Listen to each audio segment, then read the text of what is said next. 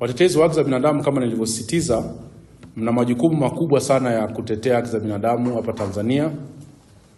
Majukumu yenu ya utetezi wa haki za binadamu ya kiyumba, manake ni nini? Ni kwamba hali ya haki za binadamu na yenyewe itayumba. Yaani kuna mategemeo, kuna uhusiano mkubwa kati ya nguvu, uwezo na hali ya watetezi wa haki za binadamu na hali ya haki za binadamu katika maeneo husika.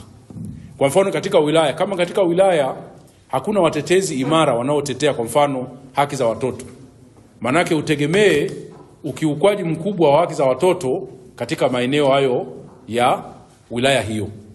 Kwa hiyo watoto wataendelea kukiukwa haki zao kwa sababu wanaofanya ukiukwaji wa haki za binadamu hakuna mtu wa kuwaibua na hakuna mtu wa kuwasaidia watoto. Kwa hiyo mtoto atafanyiwa ubakaji, hilo ni kosa la kwanza, lakini usaidizi wa baada ya kufanyiwa ubakaji, yani maana kwa mfano kupelekwa nyumba salama, kupata haki yake, hakutaweza kuwepo. Maana tutakuwa ni nini? Haki za binadamu zikivunjwa, halafu kama sivyofanyiwa kazi, maana inakuwa ni uvunjaji wa haki za binadamu mara mbili. Kwa hiyo nafasi yenu kama watetezi wa haki za binadamu kwenye jamii ni muhimu sana. Tunajua kabisa kwamba utetezi unakwenda pamoja na changamoto na riski za kiusalama, lakini hata siku moja hakuna mtu aliyesema kwamba kwa sababu mambo ya utetezi yana changamoto za kiusalama basi tuache kuwa watetezi wa haki za binadamu. Dunia hii imefanikiwa kufika hapa tulipo kuwa salama kwa sababu kuna watu walisimama wakatetea. Kabla ya vita vya pili vya dunia kulikuwa kuna ukiukwaji mkubwa sana wa haki za binadamu, lakini watu walisimama wakatetea. Wakoloni walitunyanyasa sana kwenye nchi zetu, lakini watu walisimama, kina Mwalimu Nyerere wakasimama wakatetea haki zetu za kisiasa na kujitawala, tukapata uhuru. Kwa hiyo swala la utetezi ni swala, ukishaamua kuwa mtetezi, jaribu kuyaishi hayo maisha ya utetezi.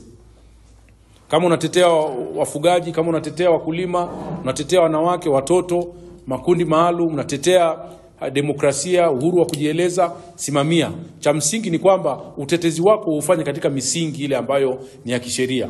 Yaani usifanye utetezi wako ukaenda kuvunja haki za wengine, usifanye utetezi ukavunja sheria za nchi.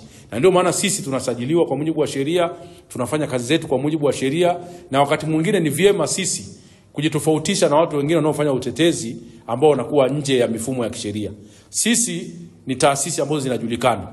Ni taasisi ambazo tunafanya kazi za utetezi, tunafanya kazi za ushawishi, na utetezi sio tu kupiga kelele kwamba mtu fulani ameonewa au kukemea, ni pamoja na kufanya ushawishi, advocacy. Maana yake kuna jambo fulani halijaenda sawa, unaitafuta serikali, viongozi wa serikali unawaambia hapana, tukae tujadili swala halijaenda sawa.